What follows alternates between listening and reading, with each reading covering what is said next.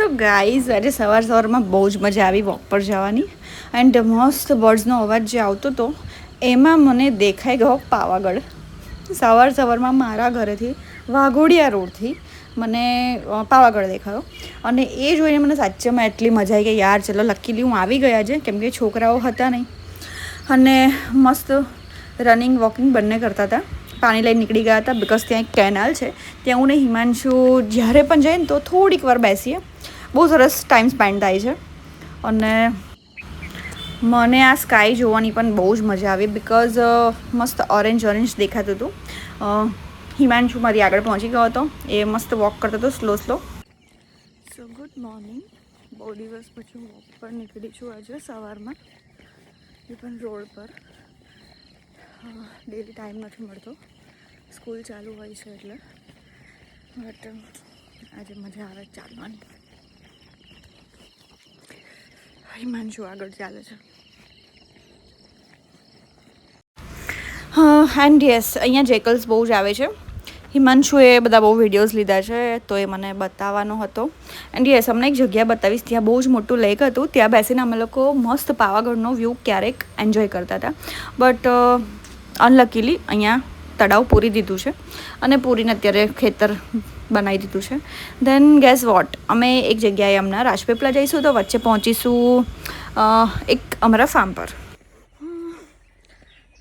So guys અમે આજે આવ્યા છે ખેતરમાં મકઈ જોવા માટે અમારી અને ત્યાં અહીંયા નાની મસ્ત હેન છે જે અંદર ભરાઈ ગઈ છે અને મસ્ત ગામડાનું એટમોસ્ફિયર જોવા મળે છે આજે કઈ ચડ્યો ઉપર ચડીને ટાંકીમાંથી કઈ જોવે છે આ હિમાંશુ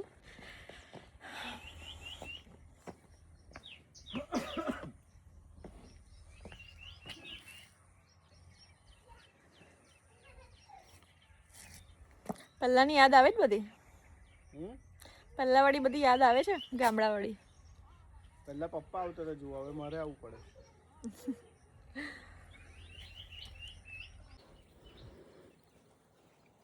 કેટલું ખેતર આપણું છે મને સમજાય ખેતર આખું અહીંયાથી આમ આમ ચોરસ પેલું ઝાડ દેખાય દૂર એ ઝાડથી આખું ચોરસ પછી આ બે જે આંબા છે ને એમાં એકમાં નીચે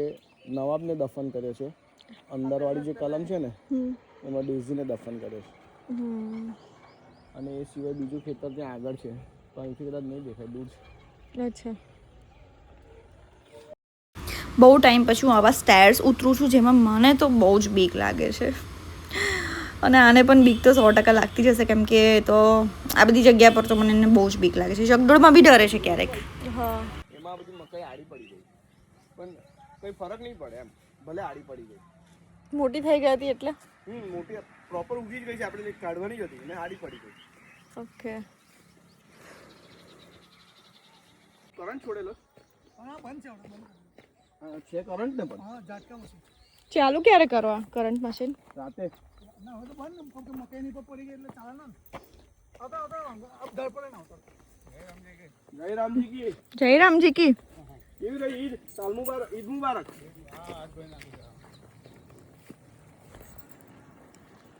આ શું રીંગણ છે આ સુવાની ભાજી ફૂલ આવી ગયા હવે બરાબર ફૂલ આવી ગયા ના ખવાય ના ખવાય ને એટલે જો મધમાખી છે આ મેથીની ભાજી તેને બી સિંગો આવી ગઈ આ સુવાની ભાજી આ મેથીની ટામેટા લાગેલા છે ખેતરમાં અને મને પોતાને બહુ જ ગમે છે કે ખેતરમાં મસ્ત ટામેટાને એવું જોવાનું આ કોબીજ છે આખી લાઈન કોબીજની ઓ આખી લાઈનમાં કોબીજ છે કોબીજ તોડી લાયા આનું બિયારણ હોય અલગ કઈ રીતનું હોય બિયારણ આવે અચ્છા એવું છે કેમિકલ વગરની બિલકુલ ખાતર વગરની ખાતર દવા કોઈ વસ્તુ નહીં. એન્ડ આ અંકલ અમારા માટે મસ્ત ટામેટાં તોડતા હતા. અને મને એકચ્યુઅલી શોખ છે વેજીટેબલ્સ પોતાના ઘરમાં યા કમ્પાઉન્ડમાં કે ખેતરમાં હોય ને તો ઘરની આજુબાજુ પણ તો મને બહુ જ ગમે એને ગ્રો કરવાનું, કટ કરીને ખાવાનું, મને બહુ મજા આવે. દેન આ બધા રીંગણના પ્લાન્ટ છે. તો એ રીંગણ મસ્ત કટ કરતા હતા શોધીને, પ્લાન્ટને ઊંચો કરીને. અને બહુ જ ટાઈમ પછી આ બધી વસ્તુ જોવાની બહુ જ મજા આવે છે. અને ખેતરમાં આવ્યા પછી એવું ફીલ થાય છે કે યાર સિટી કરતાં ગામડાની લાઈફ બહુ જ સરસ છે. તેને અમે નિશુ રિશનને લેવા જઈશું રાજપીપળા પતાવીને. એટલે મમ્મીને જોઈને કોઈ એક્સાઇટમેન્ટ જ નથી તને? બહાર રાખે તો પછી બહાર જોડે ને. હે રિશન, આમ તો જો માં અલી જોતોય નથી. રિશન રિશન કોણ આવ્યું મમ્મા આવી? કોણ આવ્યું દા?